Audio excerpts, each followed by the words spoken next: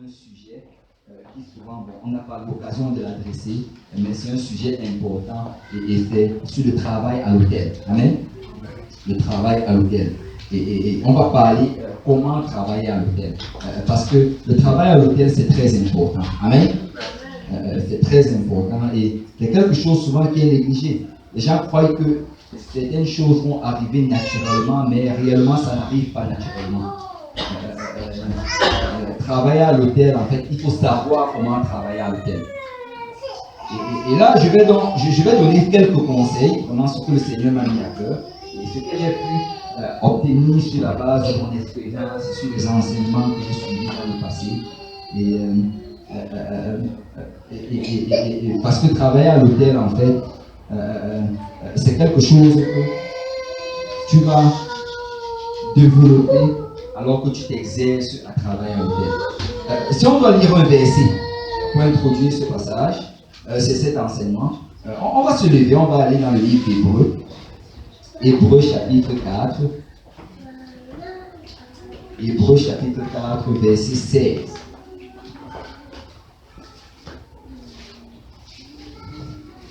Alléluia, gloire au Seigneur. Et s'il y a des questions pendant ceci, n'hésitez pas, parce que le but vraiment, c'est plus qu'on comprenne c'est quoi travailler à l'hôtel et comment travailler à l'hôtel. Hébreux chapitre 4, verset 16. La Bible dit: approchons-nous donc avec assurance du trône de la grâce, afin d'obtenir miséricorde et de trouver grâce pour être secourus dans nos besoins. Approchons-nous donc avec assurance du trône de la grâce, afin d'obtenir miséricorde et de trouver grâce. Amen. Pour être secouru dans nos besoins. On va prier. Alléluia. Père Céleste, nous te rendons grâce. Merci pour ta présence parmi nous. Merci pour ton peuple qui s'est réuni ce soir dans ta maison. Merci Seigneur pour ton esprit qui est déjà en train d'agir dans le cœur, Seigneur, de chacun de tes enfants. Père, nous prions, Papa, afin que tu nous parles ce soir. Alors que nous allons aborder le sujet du travail à l'hôtel, ouvre-moi le prédicateur, afin que j'enseigne tes voix, Seigneur, sans crainte ni faveur, mais exactement comme tu l'as enseigné à tes apôtres et à tes prophètes. Ouvre-nous tous ensemble, afin que nos oreilles soient attentives, que nos cœurs soient réceptifs, et que cette parole trouve une place dans notre cœur et produise du fruit qui nous mène jusqu'à la vie éternelle. Père Céleste, c'est en ton seul nom que nous avons prié, au nom de Jésus. Ensemble, peut dire au nom de Jésus. Amen. Vous pouvez vous asseoir dans la présence du Seigneur. La Bible dit: approchons-nous donc avec assurance du trône de la grâce, afin d'obtenir miséricorde et de trouver grâce. Si vous regardez ce passage, la Bible dit qu'on doit s'approcher du trône de la grâce pour obtenir grâce. Amen. Vous savez, souvent on pense que la grâce de Dieu, c'est juste donnée à tout le monde. Non, la grâce de Dieu est disponible à tout le monde. Mais ceux qui obtiennent grâce, c'est ceux qui s'approchent pour la recevoir. Amen. Vous savez, Jésus est mort sur la croix pour tous les hommes. Amen. Donc, quand je parle d'hommes, c'est avec grand H, les hommes et les femmes. Amen. Donc Jésus est mort sur la croix pour tous les hommes. Mais est-ce qu'aujourd'hui c'est tout homme qui est sauvé? Non. En fait, ceux qui sont sauvés, c'est ceux qui s'approchent de Jésus pour obtenir le salut. Et la Bible dit ici: approchons-nous donc avec assurance, avec foi en fait, du trône de la grâce, afin d'obtenir miséricorde et de trouver grâce pour être secouru dans nos besoins. Vous savez, le but du travail à l'hôtel, c'est de s'approcher du Seigneur pour obtenir la grâce. C'est réellement ça le but du travail à l'hôtel. Vous savez, souvent, c'est quelque chose de triste. Et je le vois arriver dans beaucoup d'assemblées, beaucoup d'églises où je vais. Et souvent, même, je rends grâce à Dieu que je ne le vois pas encore ici. Peut-être que, comme on est petit, ce serait gênant peut-être pour quelqu'un de le faire. Mais je le vois beaucoup dans, par exemple, la Saint-Laurent, comme c'est grand. Quand la prédication va finir et que le prédicateur va faire l'appel à l'hôtel, alors que certains s'avancent, c'est là que certains ramassent toutes leurs affaires pour sortir de l'église. Et ça, c'est triste. Parce que réellement, ça, c'est le moment pour répondre à ce que le Seigneur t'a parlé. Amen. Ça, c'est le moment, en fait, pour t'approcher de Dieu, afin qu'il te donne miséricorde, afin qu'il te donne grâce pour tout ce qu'il a adressé par la bouche du prédicateur. Ce n'est pas le moment de partir, mais c'est le moment de recevoir. Amen. C'est pendant tout le temps que tu étais assis et que le prédicateur parlait, qu'il adressait, tu as ressenti la conviction par rapport à quelque chose. Le Seigneur a parlé sur une situation de ta vie. Mais tu sais quoi, quand on appelle à l'autel, l'appel à l'autel, littéralement, c'est le moment de t'approcher pour t'offrir au Seigneur, afin réellement qu'il règle le problème qu'il a adressé par la bouche du prédicateur. Amen. Romains 12, 1. Je vous exhorte donc, frères, par les compassions de Dieu, à offrir vos corps comme un sacrifice vivant, saint, agréable à Dieu, ce qui sera de votre part un culte raisonnable. En fait, Paul dit ici qu'on doit offrir notre corps. Et il fait référence à l'autel dans l'Ancien Testament. En fait, l'autel, c'était un lieu où on allait offrir les brebis en sacrifice. Amen. Et Paul, en fait, il fait référence à cela pour nous dire que nous, les chrétiens du Nouveau Testament, nous n'allons pas apporter une brebis à l'autel, mais nous allons apporter notre propre corps. Et c'est réellement ça qui se passe pendant l'appel à l'autel. Vous savez, un service sans appel à l'autel n'est pas réellement complet. Et je vais le répéter, un service sans appel à l'autel n'est pas complet. Donc si tu viens dans la maison de Dieu et que tu entends la prédication de la parole de Dieu et que le prédicateur appelle à l'autel, et que tu ne viens pas, tu te retournes, tu pars, tu n'as pas complété ton service. Parce que peut-être tu l'as entendu, mais tu n'as pas répondu à l'appel du Seigneur. Il faut répondre. Amen. Souvent, l'appel à l'autel va se passer devant, la plupart du temps, et on préfère que ça se passe devant. Pourquoi? Parce qu'on veut que la personne s'approche avec assurance. On veut que la personne fasse un pas de foi. Amen. Vous savez, c'est facile d'être tous assis dans les bancs. Mais c'est autre chose que de se lever et de s'avancer en avant.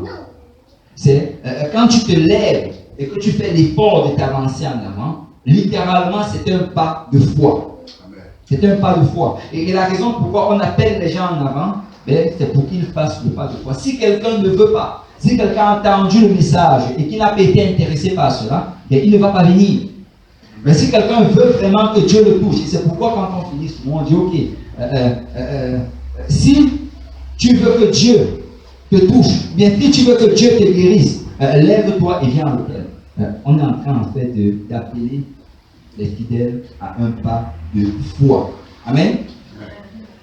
Et c'est réellement un moment où on doit rencontrer le Seigneur. C'est réellement un moment où on doit venir s'offrir, que Seigneur touche-moi, Seigneur guéris-moi, Seigneur ce que j'ai entendu, je veux que tu agisses en moi, afin que je puisse m'aligner à ta parole. Vous savez, peut-être pour nous, nous savons ces choses. Et comme je l'ai dit tantôt, j'ai l'habitude, quand j'appelle à l'hôtel ici, de voir comment les gens s'avancent. Mais nos invités ne le savent pas. Amen. Vous savez, souvent, tu vas le voir même dans les conférences, quand le prédicateur va appeler à l'hôtel. Et vous savez, souvent, l'appel à l'hôtel, bien sûr, ça se fait devant, mais souvent, ça se fait même au banc. Il va dire, on est assez nombreux, fais de ton siège un hôtel. Mais souvent, ça se fait devant. Mais quand ça se fait devant, souvent, je vois comment un saint, celui qui l'a invité à côté de lui, dès qu'on appelle à l'hôtel, il se lève tout seul, il va devant, il oublie son invité.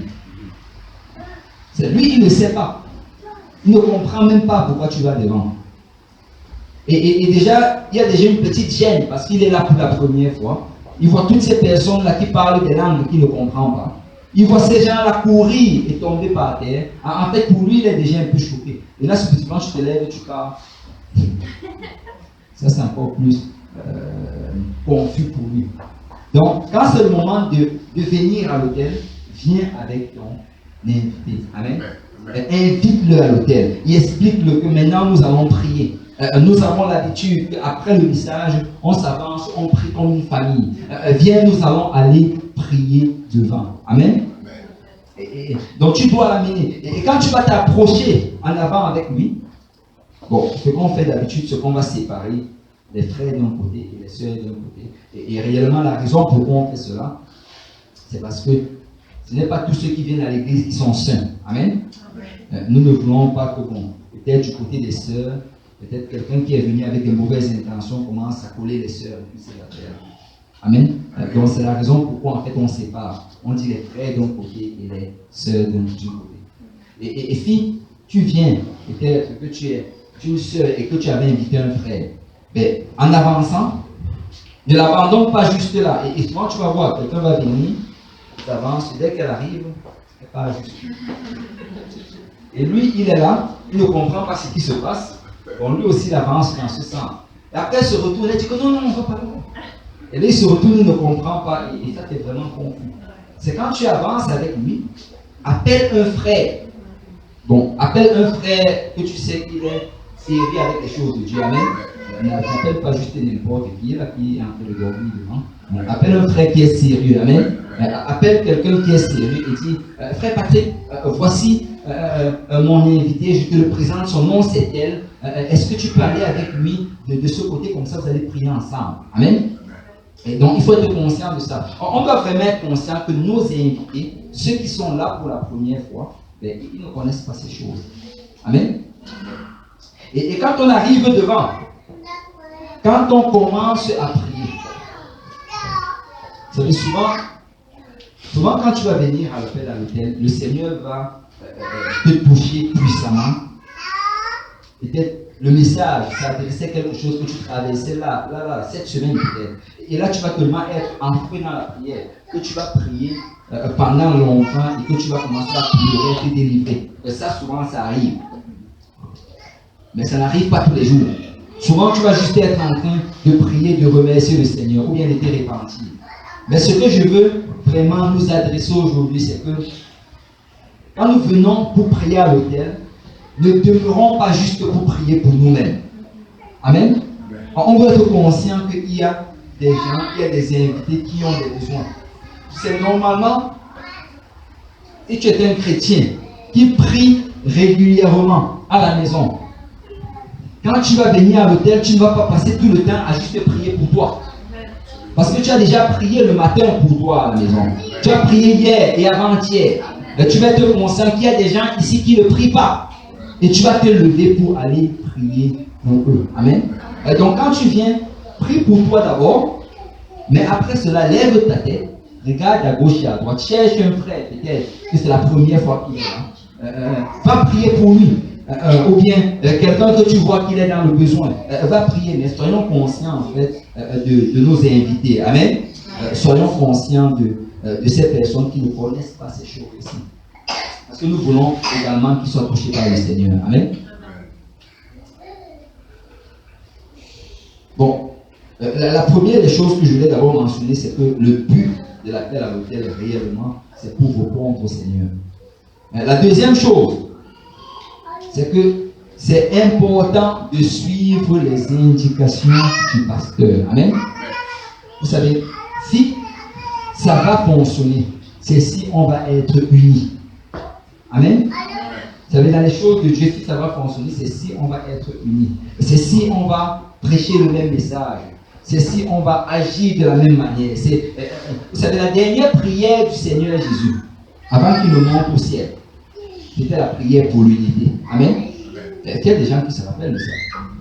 C'est ça, c'est dans Jean chapitre 17. C'était la prière pour l'unité. Si l'Église est unie, rien ne pourra la stopper. Si l'Église est en communion, rien ne pourra l'arrêter. Et réellement, quand nous venons, soyons unis. Tu sais, quand tu viens devant, souvent, regarde vers le pasteur de temps à autre. Parce que étant là en haut, je peux bien voir les invités, je peux bien voir des gens qui sont dans le besoin, et je peux pointer vers telle personne, et va prier pour elle, ou bien va imposer tes mains à telle personne. Et c'est vraiment important cela. Donc soyons unis, regarde et suis les indications. C'est quand le pasteur dit, ok, nous allons maintenant nous repentir.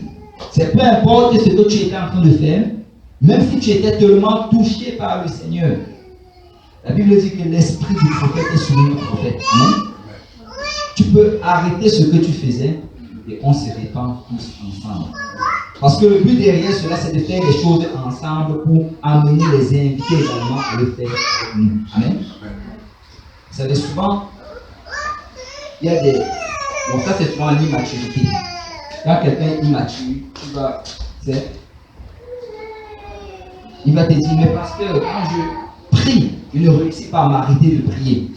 Ou bien quand je commence à parler en d'autres langues, je ne réussis pas à m'arrêter de parler en d'autres langues. Mais réellement, ça c'est l'immaturité. Parce que le Saint-Esprit ne possède personne. Vous savez, le Saint-Esprit ne possède pas les gens. Ce sont les démons qui possèdent. Mais le Saint-Esprit, l'esprit du prophète est soumis au prophète. Quand tu viens au Seigneur, tu peux arrêter de parler en d'autres langues. Tu peux arrêter de pleurer. Tu peux arrêter de crier. Et c'est important souvent d'arrêter pour garder l'esprit d'unité. Donc si le pasteur dit, on va un peu écouter ceci, on arrête, on écoute. Amen. On va faire une prière de repentance. On arrête et on fait la prière de repentance. On va prier en d'autres langues. On arrête et on prie en d'autres langues. Parce que si on est unis, le Seigneur va faire de grandes choses. Amen. Et pour l'unité, ça prend la soumission. Vous savez, il n'y aura jamais d'unité sans soumission. Pour qu'il y ait l'unité entre deux personnes, il faut que l'un se soumette à l'autre. C'est aussi simple que ça. Amen.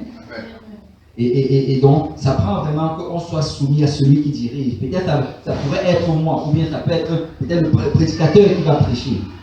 Mais tu sais quoi, s'il dit, maintenant on va tous se repentir, moi où je suis, je vais également me repentir.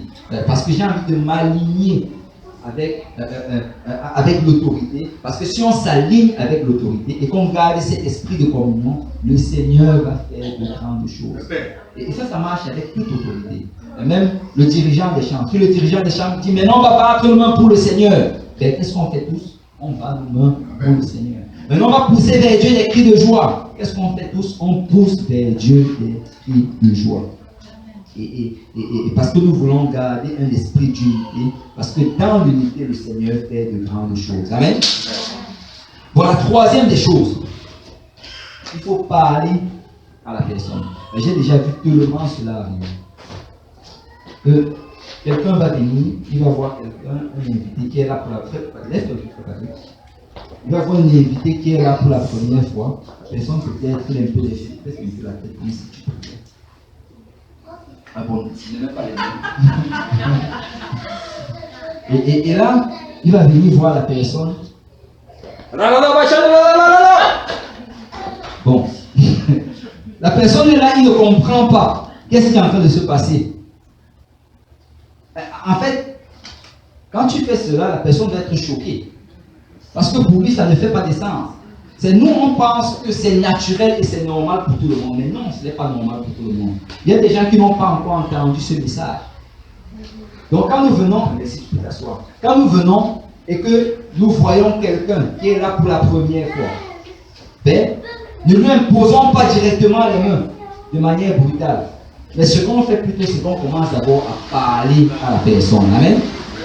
Écoute, même si la personne est en train de prier, tu peux t'approcher. Papa, tu lèves encore, je vais montrer une illustration. Si quelqu'un est en train de prier, tu peux t'approcher. Ben, tu commences d'abord, et autre chose importante, c'est important de déposer tes mains dans des lieux appropriés. Amen. Vous savez, quand on prie pour les gens, on ne caresse pas les gens. Amen. Ne caressez pas les gens quand vous les priez. Ils n'ont pas besoin de caresses, ils ont besoin du Saint-Esprit. Amen. Donc quand on prie pour les gens, dépose tes mains dans des lieux appropriés. La plupart du temps, c'est l'épaule. Amen. Ou bien c'est le bras. Sois conscient de cela. Ne viens pas déposer tes mains, je ne sais pas, une sœur, tu viens, tu déposes tes mains peut-être sur le torse, je ne sais pas où. Dépose tes mains dans des lieux appropriés. Et quand tu viens, tu commences à déposer tes mains sur la personne, ben, commence à prier pour la personne. C'est prie en langue intelligible. Parce que ton parler en d'autres langues, peut-être qu'il ne le comprend pas, il ne sait même pas c'est quoi. Donc dis, Seigneur, bénis mon frère, rencontre-le au lieu de ses besoins. Seigneur, touche mon frère. Et après avoir prié cela, ben, tu vas demander, mon frère, excuse-moi, comment est-ce que tu t'appelles? Il s'appelle Patrick. Et après qu'il t'ait dit comment il s'appelle, tu dois d'abord un peu communiquer avec lui avant de prier pour lui, pour le Saint-Esprit. Amen. Et c'est vraiment important. Si tu peux aller t'asseoir. Et là, on va un peu parler de c'est quoi la procédure. La première chose, tu lui demandes son nom, comme on a dit. Mon frère, comment est-ce que tu t'appelles? La personne donne son nom. Et après, tu lui demandes quel est ton besoin aujourd'hui. Amen. Quel est ton besoin aujourd'hui? Pourquoi est-ce que tu voudrais que je prie? Et pourquoi est-ce que je mentionne cela? C'est que ce n'est pas tous ceux qui viennent à l'autel qui viennent pour prier pour le Saint-Esprit. Mais on doit être conscient de cela. Parce que pour que cette prière fonctionne, il faut que vous soyez en accord. Amen. Si lui, il est en train de prier pour une promotion à son travail, et toi, tu es en train de prier pour qu'il reçoive le Saint-Esprit, mais vous n'allez pas dans la même direction. Amen. Et souvent, on assume que non, il prie pour le Saint-Esprit, mais ce n'est pas toujours le cas. Il peut être en train de prier parce que, je sais pas, il a perdu son travail. Il peut être en train de prier parce que sa copine l'a quitté. Amen. C'est vrai. Il y a beaucoup de raisons pour il peut être en train de prier. Il peut être juste en train de prier pour que le service finisse et qu'il sorte de là. Que Seigneur délivre-moi de tous ces gens. Et on ne doit pas juste assumer. Mais tu parles que quel est ton besoin? Et quand la personne va te dire son besoin, oui, c'est fatigue. Avec l'exemple que tu as donné, ça m'a fait penser au fait, s'il me dit de prier justement parce qu'il a rompu avec sa copine, alors je sais qu'ils ne sont pas mariés, je lui dis je ne peux pas prier pour ça. Non, justement. Ce que je veux justement faire, c'est que le prochain point, ça répond justement à cela. Parce que peu importe ce pourquoi il te demande de prier, pose-lui d'abord la question, est-ce que tu as déjà reçu le Saint-Esprit? Parce que réellement, le Saint-Esprit, c'est la réponse à tous les problèmes. Amen. Le Saint-Esprit, c'est la solution à toute forme de situation. S'il reçoit le Saint-Esprit, ben, soit il va se marier de sa copine, soit il va se séparer d'elle. Amen. S'il reçoit le Saint-Esprit, malgré la perte de son travail, il va avoir la joie. Amen. Et donc, la solution, c'est le Saint-Esprit. Donc, peu importe ce qu'il te dit, est-ce que tu as déjà reçu le Saint-Esprit avec l'évidence de parler en d'autres langues? Vous savez, c'est important de demander avec l'évidence de parler en d'autres langues. Et après, bon, s'il te dit oui, tu lui dis, ok, c'est quand que tu l'as reçu? Et pourquoi est-ce que, vous savez, ces questions-là sont utiles. Amen. Dans le livre de Actes chapitre 19, quand Paul rencontre les chrétiens, il leur demande, avez-vous reçu le Saint-Esprit quand vous avez cru? Mais il y a des gens aujourd'hui qui sont offensés quand tu leur poses cette question-là. Mais qu'est-ce que tu veux dire par là? Paul posait la question. Et nous aujourd'hui, on ne peut encore la poser. Est-ce que tu as déjà reçu le Saint-Esprit? Oui, je l'ai déjà reçu. Quand est-ce que tu l'as reçu? Et très souvent, ça c'est la majorité du monde chrétien, ils vont te dire, je ne sais pas, mais je l'ai reçu. Je ne sais pas, mais je l'ai reçu. Mais une chose, ce que la Bible nous enseigne, c'est que quand tu reçois le Saint-Esprit, tu sais que tu l'as reçu. Amen. Donc si la personne te dit, je ne sais pas, mais je l'ai reçu, tu lui dis que bon. Mais la Bible nous dit que quand tu reçois, tu le sais. Et tu commences à lui parler par rapport à la Bible. Et c'est important de connaître certains versets bibliques clés. Et tu peux lui parler par exemple de Actes chapitre 19. Et ça c'est, je peux vous encourager, peut-être vous pouvez noter cela. Allez lire Actes 19, versets 1 à 7. Il faut aller lire cela, et ça va être comme une base sur laquelle vous pourrez enseigner à la personne. Et tu peux prendre ta Bible, tu lui montres, regarde dans Actes chapitre 19, pour la poser la question à ces chrétiens. Avez-vous déjà reçu le Saint-Esprit? Et ils ont dit, nous ne savions pas. Et Paul, ce jour-là, il a prié pour eux, et ils ont reçu avec l'évidence de parler en d'autres langues. Et tu lui dis que dans la Bible, dans tous les endroits où les gens reçoivent le Saint-Esprit, il y a un signe, et c'est de parler en d'autres langues. Et tu lui donnes ton témoignage personnel. Moi aussi, quand je l'ai reçu, j'ai parlé en d'autres langues. Et aujourd'hui, le Seigneur veut te remplir du Saint-Esprit avec l'évidence de parler en d'autres langues. Amen. Donc tu dois lui expliquer cela. Et après lui avoir dit cela, tu dois lui poser la question, est-ce que tu veux le recevoir? Est-ce que tu veux recevoir le Saint-Esprit? Parce que c'est important que la personne veuille. Amen. Vous savez, Dieu ne se force sur personne. Dieu ne s'impose sur personne. Si quelqu'un ne veut pas recevoir, il ne va pas recevoir. Souvent, on a envie de forcer le Saint-Esprit sur les gens. Mais ça ne marche pas comme ça. Ça prend de demander, est-ce que tu veux le recevoir? Si la personne te dit, non, je ne veux pas le recevoir. Bon, là, si tu veux, tu peux continuer à poser la question. Est-ce que tu réalises vraiment c'est quoi le Saint-Esprit? Essaye d'élaborer. Et si tu vois qu'il est très très réticent par rapport à cela, qu'est-ce que tu vas juste faire? Tu vas lui dire, si tu veux, je peux te donner une étude biblique par rapport à ça. Ou bien on peut trouver un moyen d'un peu parler de la Bible. Mais ça ne vaut pas la peine de prier pour quelqu'un pour qu'il reçoive le Saint-Esprit alors qu'il ne veut pas le recevoir. C'est vraiment mal utiliser le temps. Et après avoir fait cela, prends son numéro de téléphone et next. Amen.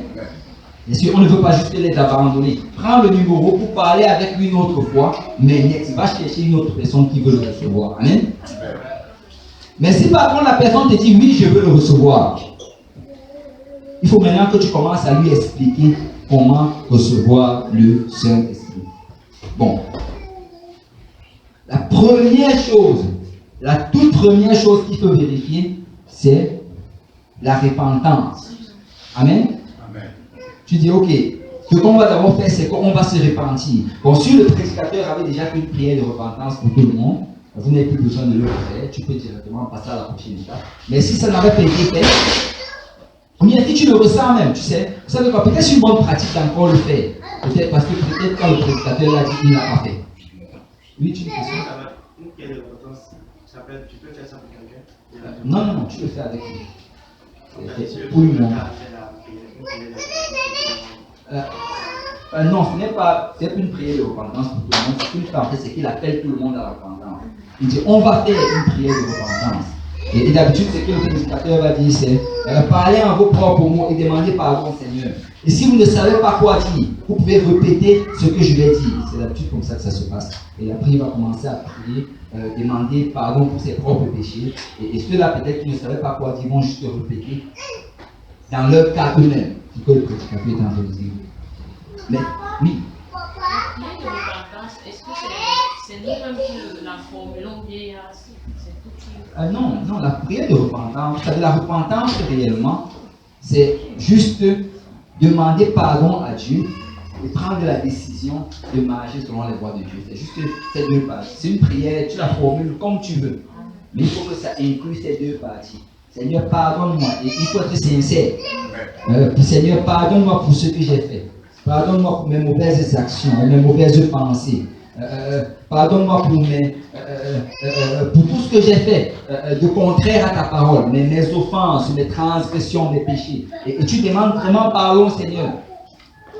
Et après avoir demandé pardon, maintenant tu dis, Seigneur, me voici aujourd'hui, je veux vivre pour toi, aide-moi à vivre pour toi. Bon. Donc c'est vraiment ça la prière. Ça comprend ces deux parties. Il y a des gens qui vont peut-être un peu plus l'étendre, il y a d'autres qui vont la rendre plus courte, mais il faut qu'il y ait ces deux parties dans la repentance. Donc qu'est-ce qui va se passer? C'est que si il dit oui, je veux le recevoir, tu dis ok, on va faire une prière de repentance. Et tu lui expliques que la repentance, ça a deux parties. Il y a le pardon et la décision. Le pardon et la décision. Donc, demande, on va prier ensemble. Moi, je vais prier. Toi aussi, prie. Mais si tu ne sais pas quoi dire, répète ce que je vais dire. Et là, tu commences. Tu dis, Seigneur, pardonne-moi de mes péchés, pardonne-moi de mes offenses. Et tu gardes tes oreilles ouvertes pour qu'il puisse aussi le dire, pour que lui aussi prie. Et parce que le but, ce n'est pas juste de répandre, c'est que lui se répande. Amen. Donc, ne te plonge pas dans une prière tellement profonde que tu oublies la personne. Et que tu tombes par terre, tu commences à pleurer. Parce que le but derrière cela, c'est que lui se répande. Amen. Donc, contrôle-toi. Amen. Contrôle-toi et assure-toi qu'il suive ton rythme. Et après le pardon, tu dis, Seigneur, je m'engage à vivre pour toi. Je m'engage à me détourner de ces choses mondaines. Aide-moi. Et après la prière de repentance maintenant c'est le temps de prier pour la personne. Et en passant, quand tu fais la prière de repentance avec lui, c'est ne tarde pas trop dedans. Tu n'as pas besoin de te repentir pendant 1 heure. Amen. Est-ce que vous savez combien de temps ça prend pour le Seigneur de te pardonner un péché? C'est très rapide. Quand tu vois dans la parole de Dieu l'histoire de David, David a commis beaucoup de péchés. Il a commis l'adultère avec Bathsheba. En fait, il a commencé d'abord avec la convoitise. Parce qu'il a commis l'adultère avec Bathsheba. Il a fait tuer le mari de Bathsheba. Il a menti à tout Israël qu'il a accordé une grande grâce en mariant Bathsheba. Et il a gardé cela pendant des années. Mais quand le prophète se pointe devant lui, il lui dit, tu es cet homme qui a commis cela. David se jette par terre, il se répand. Et dès qu'il s'est répandu, en un verset en fait, on dit que David s'est répandu. Mais le prochain verset, on dit que le prophète dit, je te pardonne. Donc le Seigneur l'a pardonné juste comme ça. Tu n'as pas besoin de faire une prière de repentance pendant plusieurs heures. Ça a juste besoin d'être une prière sincère. Amen. Sincère, une sincère prière. Donc, ne tarde pas trop. Fais ta prière, mais tu sais quoi? Après l'avoir fait, une courte prière de repentance, tu dis Amen. Merci Seigneur. Amen. Parce que tu es en train de lui montrer la direction. Parce que sinon, tu risques juste de le laisser là, il va continuer à prier. Et après le service va finir. Bon, après le temps sera déjà passé. Donc après, tu dis Amen. Merci Seigneur. Tu peux remercier le Seigneur. Il a entendu ta prière. Et après avoir fait cela maintenant, qu'est-ce que tu vas faire? Tu vas lui expliquer comment recevoir le Saint-Esprit. Amen. Ok. Pour recevoir le Saint-Esprit, ça prend juste une seule chose après la repentance. En fait, il y a d'abord la repentance, mais après cela, ça prend une chose. Si quelqu'un peut aller dans Jean chapitre 7,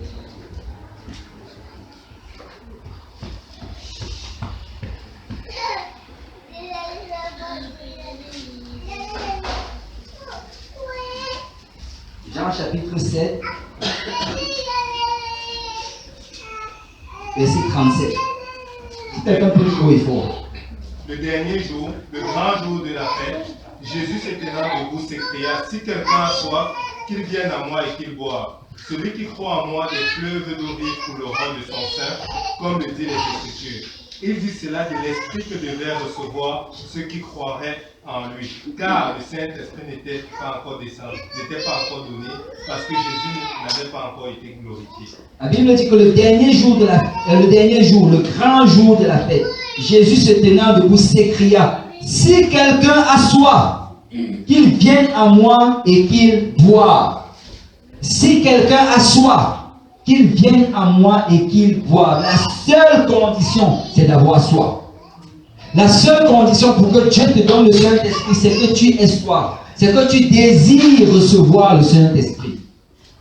Et la Bible dit ici que celui qui croit en moi, des fleuves d'eau vive couleront de son sein, comme dit l'Écriture. Il dit cela de l'Esprit que devaient recevoir ceux qui croiraient en lui, car le Saint-Esprit n'avait pas encore été donné parce que Jésus n'avait pas encore été glorifié. Donc, Paul nous donne en commentaire ici qu'il était en train, Jean, pardon, il nous donne en commentaire qu'il était en train de parler du Saint-Esprit. Il était en train de parler du Saint-Esprit. Donc, si cette personne a la foi en Dieu et qu'il s'est repenti de ses péchés, la seule chose, c'est d'avoir soif. Amen. La seule chose, c'est d'avoir soif. Et s'il a soif, le Seigneur va le lui donner. Amen. Et donc, la seule condition pour que la personne reçoive, c'est qu'il ait soif. Et pourquoi est-ce que je mentionne cela? C'est que souvent, quand on va prier pour des personnes, souvent nous-mêmes, on va commencer à établir des conditions pour que la personne reçoive le Saint-Esprit. On va prier pour quelqu'un, on va dire, lève la main. Et que la personne doit lever la main. Et souvent, la personne va être épuisée jusqu'à lever la main. Ta main commence à faiblir. On dit, lève la main. Et la personne lève encore la main.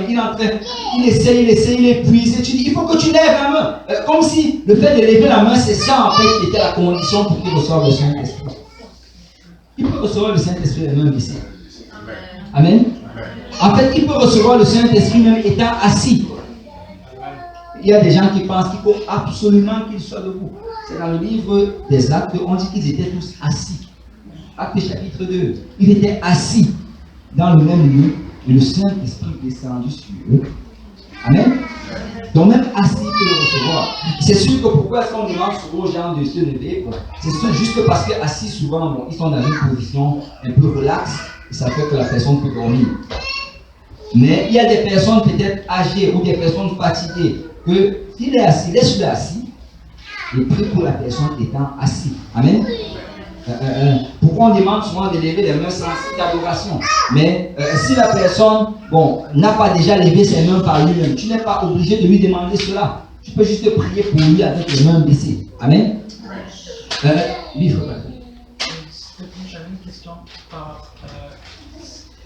Quand nous accompagnons quelqu'un qui est déjà en train de parler à une nouvelle personne, quelle devrait être notre attitude? Parce que souvent j'ai l'impression que quand on est aussi autour, la personne bien sûr ne comprenant pas tout ce qui se passe, elle peut éventuellement avoir soif, mais ce qui est autour là, ça peut faire obstacle. C'est quoi la bonne attitude qu'on peut avoir? En fait, j'allais justement arriver dessus.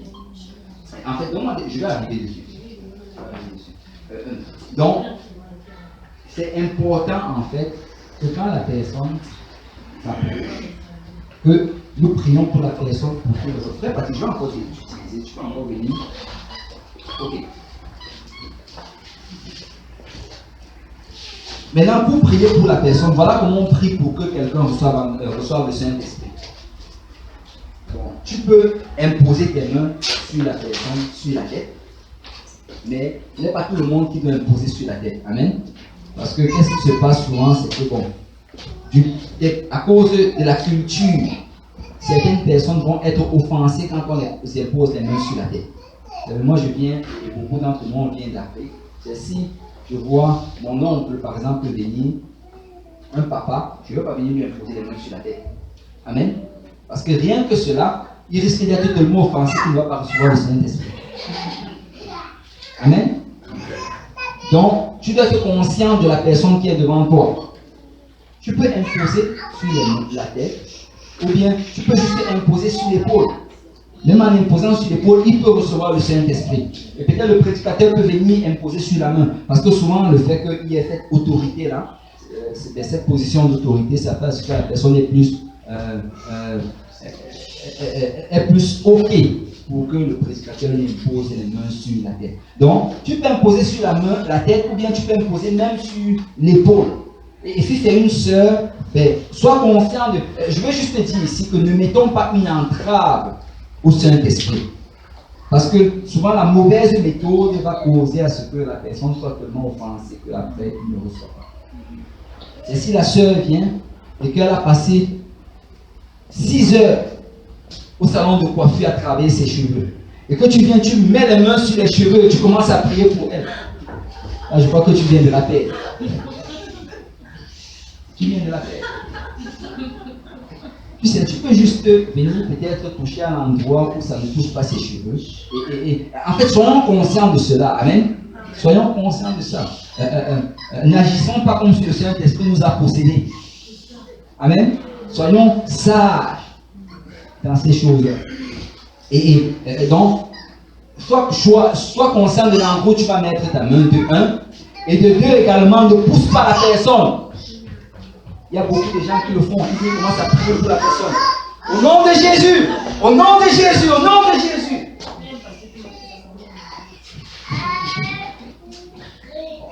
Ce n'est pas, en fait, tu n'es pas en train de pousser le Saint-Esprit dans la personne. Amen.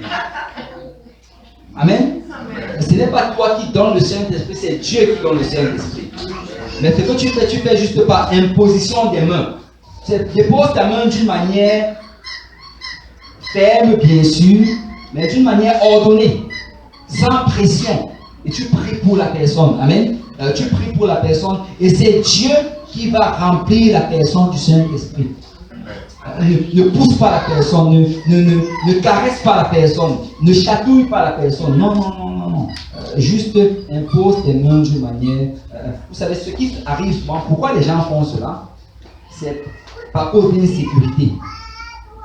Ils commencent à prier, ils ont peur que la personne ne va pas recevoir le Saint-Esprit, ils commencent à secouer la personne pour que d'une certaine manière la personne commence à parler en d'autres langues. Ce n'est pas toi qui donnes, c'est Dieu qui donne. Amen. Ta seule responsabilité, c'est de prier pour la personne. Mais quand tu pries pour la personne, c'est Dieu qui va remplir la personne. Amen.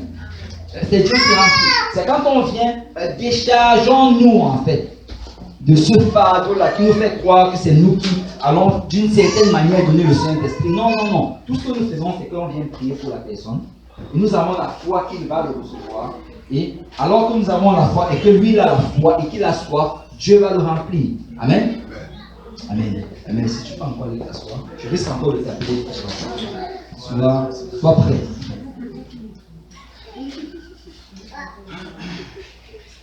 Vous savez, donc quand tu pries pour la personne, comme j'ai dit, tu imposes la main et tu commences à prier. Mais il faut avant cela que tu expliques à la personne que comment est-ce que tu vas recevoir le Saint-Esprit. La Bible dit que tu vas parler en d'autres langues. Il faut que la personne sache qu'il va parler en d'autres langues. Amen. Je vais le répéter, c'est très important que la personne sache qu'il va parler en d'autres langues. Parce que s'il ne sait pas, alors qu'il va commencer, quand ça va venir, il va bloquer. Parce qu'il ne sait pas, il ne va pas comprendre ce qui lui arrive. Donc dis à la personne que tu vas parler en d'autres langues selon que l'Esprit va te donner de t'exprimer. Comme dans Actes chapitre 2, verset 39. Oui. J'ai une question. C'est une question qui me revient chaque fois. Comme par exemple, si le pasteur te met la main comme tu as expliqué tantôt, c'est forcément que tu vas parler en langue obligée de penser. Non, non, ce n'est pas que c'est forcé que tu vas parler en langue, mais si tu reçois le Saint-Esprit, tu vas parler en d'autres langues. Automatiquement, si tu reçois, il faut que tu parles. Parce que dans la Bible, en fait, quand tu regardes dans la Bible, tous les endroits où les gens reçoivent le Saint-Esprit, on voit le signe. Le signe, c'est le parler en d'autres langues. J'ai quelques versets justement pour ça. Dans Actes chapitre 2, versets 1 à 4, on dit que, on l'a lu ça tantôt, ils étaient tous ensemble dans le même lieu. Et là, le Saint-Esprit est venu sur eux et ils ont commencé à parler en d'autres langues selon que l'Esprit leur donnait de s'exprimer. Et quand tu continues encore, tu vas dans Actes chapitre 10, la famille de Corneille. Actes 10, si on peut regarder cela, ceux qui ont le Bible, ben, ça devrait être tout le monde en fait. Acte 10, quand on voit la famille de Corneille, on nous dit que Corneille, Pierre était en train de leur parler des choses de Dieu. Pierre leur annonçait l'évangile. Et Acte 10, 44, comme Pierre prononçait encore ces mots, le Saint-Esprit descendit sur tous ceux qui écoutaient la parole. On dit que le Saint-Esprit est descendu sur eux quand Pierre parlait encore ces mots. Comment est-ce que les gens ont su qu'ils ont reçu le Saint-Esprit? Vous savez, comme j'ai mentionné tantôt, certaines personnes vont dire j'ai reçu le Saint-Esprit, mais je ne sais pas quand. Mais quand tu vas dans la Bible, tout le monde sait quand il a reçu. Vous savez, le Saint-Esprit, c'est quelque chose d'important. Amen. La Bible dit que si tu n'es né d'eau et d'esprit, tu ne vas pas entrer dans le monde des cieux. Donc, si c'est aussi important que cela, est-ce que vous pensez que Dieu voudrait nous laisser dans le doute? Est-ce que vous pensez que Dieu voudrait qu'on soit dans un endroit où je ne sais pas si j'ai reçu le Saint-Esprit? Dieu veut que nous sachions, que nous soyons sûrs. Et la Bible dit ici que le Saint-Esprit descendu sur tous ceux qui écoutaient la parole. Verset 45, tous les fidèles circoncis qui étaient venus avec Pierre furent étonnés de ce que le don du Saint-Esprit était aussi répandu sur les païens. Donc les autres qui étaient là ont vu, ils ont su d'une certaine manière qu'ils ont reçu le Saint-Esprit. Comment est-ce qu'ils ont su? Regarde le verset 46. Car ils les entendaient parler en langue et glorifier Dieu. Donc comment est-ce qu'ils ont su? C'est parce qu'ils ont vu comme ils parlaient en d'autres langues. On dit que c'est quand ils ont vu que là ils ont su qu'ils parlent en d'autres langues. Et ils ont reçu le Saint-Esprit. Et quand tu regardes dans la Bible, en fait, tous les endroits où les gens reçoivent le Saint-Esprit, il y a toujours ce signe. Le signe du parler en d'autres langues. Le signe du parler en d'autres langues. Acte 19. Je ne l'ai pas lu tantôt, mais je crois qu'on va en profiter pour le lire. Acte 19. Acte 19, à partir du verset 1, la Bible dit pendant qu'Apollo était à Corinthe, Paul, après avoir parcouru les hautes provinces de la vie, arriva à Éphèse. Ayant rencontré quelques disciples, il leur dit, avez-vous reçu le Saint-Esprit quand vous avez cru? Parce que normalement, tu dois savoir quand tu l'as reçu. Amen. Il demande, est-ce que tu l'as reçu? Et là, qu'est-ce qu'ils répondent? Il était très honnête. C'est souvent les gens vont dire que je l'ai reçu, mais je ne sais pas quand. Mais eux, ils étaient honnêtes. Ils disent que on ne sait même pas. nous n'avons même pas entendu dire qu'il y a un Saint-Esprit.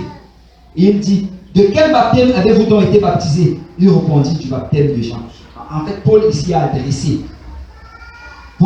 la question du baptême d'eau. Parce que très souvent, ceux qui n'ont pas reçu, ceux qui ne savent pas, s'ils ont reçu le Saint-Esprit, très souvent, ils ne sont pas baptisés au nom de Jésus. Parce que quand tu es baptisé au nom de Jésus, le prédicateur, la plupart du temps, il va prêcher les deux messages. Il va parler du baptême d'eau au nom de Jésus, le baptême du Saint-Esprit. Baptême d'eau au nom de Jésus, baptême du Saint-Esprit avec l'évidence de parler en d'autres langues.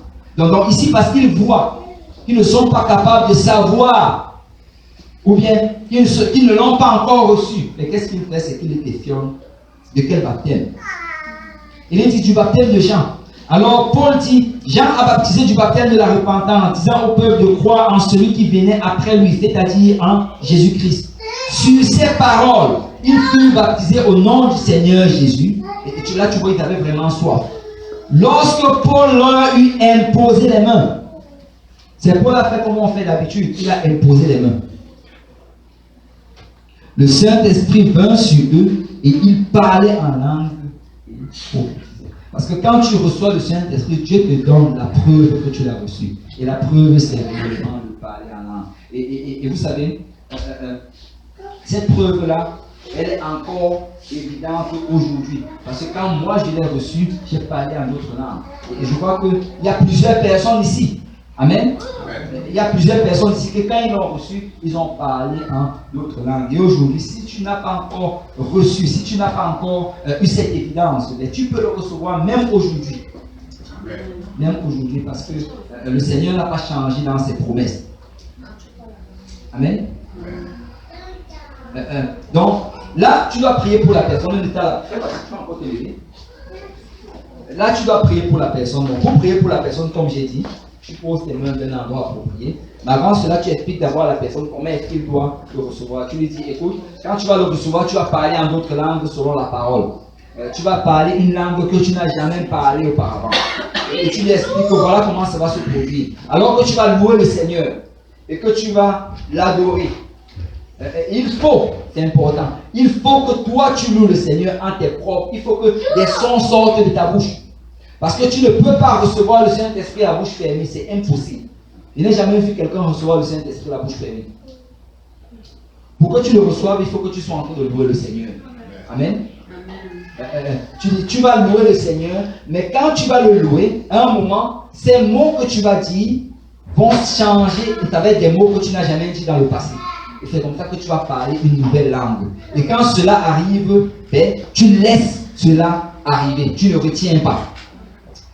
Et tu lui dis, voilà ce qui va se passer. Tu vas fermer tes yeux et tu vas prier, tu vas louer le Seigneur. Et moi, je vais juste t'accompagner dans la prière. Et Dieu va te remplir du Saint-Esprit. Et là, pendant que la personne ferme ses yeux, tu commences à louer avec lui. Et vous savez, ça prend juste une louange saine. Il ne faut pas des louanges compliquées. Ça ne commence pas à composer des prières compliquées. Ne commence pas à parler des astres, du ciel, des étoiles, des démons, des principautés. Ne fais pas tout cela. Ça va le confondre. Ça va le distraire. Et dans la distraction, il ne va pas pouvoir se connecter au Seigneur. La seule chose que tu feras, c'est juste dire Alléluia. Alléluia, c'est la plus haute louange. Alléluia, en fait, ça a plusieurs significations. Ça veut dire je me donne à toi, Seigneur. Ça veut dire gloire au nom du Seigneur, gloire à Yahweh. En fait, ça a plusieurs significations, mais globalement, c'est une louange qui ne se traduit pas. Dans toutes les langues, c'est Alléluia. Que ce soit en français, c'est Alléluia. En anglais, Alléluia. En espagnol, en hébreu, Alléluia. Donc, c'est une louange universelle. Donc, juste dire Alléluia. Alléluia, Alléluia, Alléluia. Et tu l'encourages. Encourage-le à ne pas composer des prières compliquées. Parce que quand tu composes des prières compliquées, ta tête n'est pas vraiment en train d'être connectée. En fait, tu n'es pas en train d'être connecté au Seigneur, mais ta tête est en train de travailler. Et ça ne prend pas une louange mécanique, mais ça prend une louange qui vient de ton cœur. La Bible dit, c'est comme des sources d'eau vive qui s'écoulent de leur sein. Le sein, c'est ici. Donc, la louange, ça doit venir du ventre. Donc ça ne doit pas être mécanique. Il ne faut pas qu'il commence à composer. C'est s'il commence à composer des prières compliquées. Parle-lui. Tu sais quoi, mon frère, juste dire Alléluia. Juste dire Alléluia. Connecte-toi au Seigneur. Juste dire Alléluia. Et alors que la personne dit Alléluia, c'est toi, garde les yeux ouverts. Regarde et assure-toi qu'il est toujours en train de louer le Seigneur. Et toi, continue. Alléluia, Alléluia, Alléluia. Et alors que tu es en train de louer, et alors qu'il est en train de louer, quand tu vas se connecter au Seigneur, le Alléluia, ça va être des mots qu'il n'a jamais dit dans le passé, qui vont commencer à sortir. Il va parler en d'autres langues. Amen. Merci, tu parlais de ta soeur. Donc, globalement, il faut que tu gardes tes yeux ouverts. Il faut que tu sois en train d'expliquer à la personne que tu dois louer le Seigneur. Des sons doivent sortir de ta bouche. Parce que, est-ce que vous êtes un peu familier avec le principe du son, de la voix? Le principe de la voix que vous entendez présentement, c'est un courant d'air qui passe au travers de mes cordes vocales. Et quand ça passe, c'est là que ça produit un son que vous pouvez entendre. Amen. Vous savez, le parler en langue, c'est la même chose. La Bible dit que c'est comme le vent. Amen. Et ça, c'est dans Jean chapitre 3, verset 8. Jésus, en fait, est en train d'expliquer à Nicodème comment est-ce qu'on reçoit le Saint-Esprit. Jean chapitre 3, verset 8. En expliquant, il dit, le vent souffle où il veut. Le vent, c'est le symbole du Saint-Esprit. Il dit que le vent souffle où il veut. Tu en entends le bruit, mais tu ne sais d'où il vient, ni où il va. Il en est ainsi que tout homme qui est né de l'Esprit. Donc quand tu nais de l'Esprit, le vent souffle. Mais la chose qui est sûre, c'est que tu vas entendre le bruit. Tu ne vois pas d'où il vient, tu ne vois pas d'où il va, mais tu entends le bruit. Parce qu'il y a cette preuve-là que tu l'as reçue, c'est le parler en d'autres langues. Et littéralement, qu'est-ce que le Seigneur est en train de dire ici? C'est que pendant que tu vas être en train de louer le Seigneur, tu sais que le vent va souffler en toi. Ça provient du Saint, comme on a dit, ça va passer par le Saint, comme une source de Bible. Et en sortant, ça passe au travers de tes cordes vocales. Mais ce vent-là va traverser tes cordes vocales en produisant un langage que tu n'as jamais dit dans le passé. Ça ne va pas être un langage intelligible. C'est si, en priant, tu commences à prier en espagnol, alors que tu parles espagnol, ce n'est pas le Saint-Esprit. Si en priant, tu commences à prier en créole, alors que tu parles créole, ce n'est pas le Saint-Esprit. Le Saint-Esprit, ça va être une langue que tu n'as jamais parlé avant. Ça peut être une langue intelligible comme ça peut être une langue inintelligible. Amen. Il y a des gens que quand ils ont reçu le Saint-Esprit, ils ont parlé en d'autres langues, il y a d'autres personnes qui ont compris ce qu'ils disaient. Ça peut être intelligible. Mais, s'ils comprennent, très souvent quand ça va arriver, après on va demander à la personne, est-ce que tu parles telle langue? La personne va me mettre choqué. Mais comment ça? Tu me parles le russe? Non, jamais. Et là, tu viens de me parler en russe. Et tu glorifiais le Seigneur en fait en russe. Donc ça peut être une langue intelligible comme inintelligible. Mais il faut que la personne laisse le son sortir. Si la bouche est fermée, il ne peut pas recevoir le Saint-Esprit. Amen. Bon, il y a certains versets ici. Ce sont des versets que très souvent je vais citer quand je vais prier pour quelqu'un. Parce que quand tu cites cela, ça va encourager la personne. La parole de Dieu a ce pouvoir-là d'encourager. Et ça a ce pouvoir-là de convaincre. Donc, ce serait bien de mémoriser certaines parties de ces versets. Le premier verset, c'est dans Ésaïe chapitre 28, verset 11 à 12. Et Ésaïe 28, 11 à 12. Eh bien, c'est pas des hommes aux lèvres balbutiantes et au langage barbare que l'Éternel parlera à ce peuple. Il lui disait, voici le repos. Laissez reposer celui qui est fatigué. Voici le lieu du repos, mais ils n'ont point voulu écouter. La partie que je retiens, que je récite souvent quand je prie pour quelqu'un, alors que je suis en train de lui dire, juste dire Alléluia, juste loue le Seigneur, que ça vienne de ton ventre, que ça ne vienne pas de la tête. Je lui dis, c'est pas des hommes aux lèvres balbutiantes, parce que tes lèvres vont balbutier quand tu vas recevoir le Saint-Esprit. En fait, tes lèvres vont balbutier. C'est pas des lèvres, c'est pas des hommes aux lèvres balbutiantes. Il y a un langage barbare. En fait, langage barbare, ça signifie langage étranger. une langue que tu n'as jamais dit par le passé. Ce n'est pas des lèvres, ce n'est pas des ombres lèvres balbutiantes, au langage de Baba, que l'Éternel parlera à ce peuple. Et je dis toujours, lui disant, voici le repos. Parce que quand tu reçois le Saint-Esprit, tu rentres dans le repos du Seigneur. Amen. Donc ça, c'est un verset que je cite souvent. Le deuxième verset que je cite souvent, c'est Acte 2, 4. Acte 2, 4. Ils furent tous remplis du Saint-Esprit et se mit à parler en d'autres langues selon que l'Esprit leur donnait de s'exprimer. Je veux dire, écoute, alléluia. Ils furent tous remplis du Saint-Esprit. Juste pour que la personne comprenne que c'est également pour lui. C'est également pour lui. Tous ceux qui étaient dans la chambre haute ont été remplis du Saint-Esprit.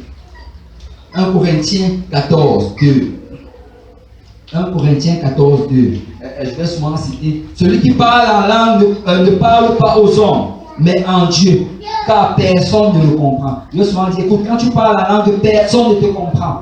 Parce que quand la personne va commencer à parler en langue, très souvent, qu'est-ce qui va se passer? Peut-être ça vous arrive. Dans votre tête, vous avez eu comme un blocage. Vous vous demandez, qu'est-ce que je suis en train de faire? Et tu as envie de retenir. Mais tu apprends d'encourager la personne. Écoute, personne ne te comprend.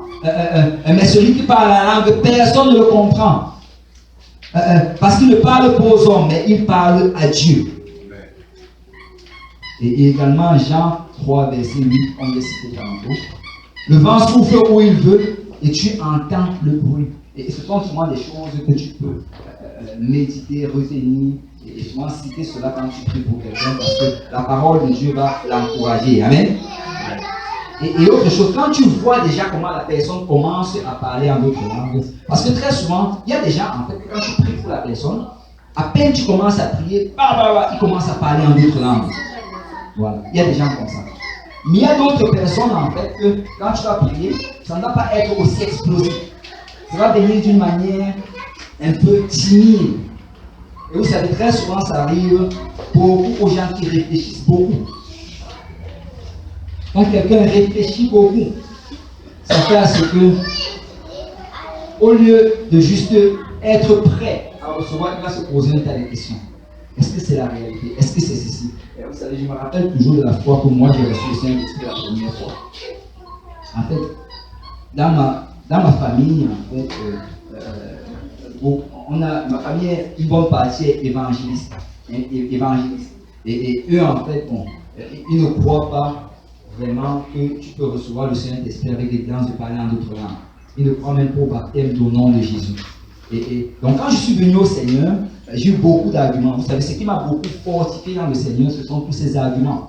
Parce que chaque fois qu'il pointait sur quelque chose, et que moi j'étais nouveau dans la foi, et que j'étais secoué dans ma croyance, je retournais dans la Bible, et souvent je passais des nuits entières, juste encore à relire, et à relire, et à relire, pour vraiment comprendre. Parce que je ne voulais pas juste suivre ce que les gens disaient. Je voulais m'assurer que ce que je suis, c'est en accord avec la parole de Dieu.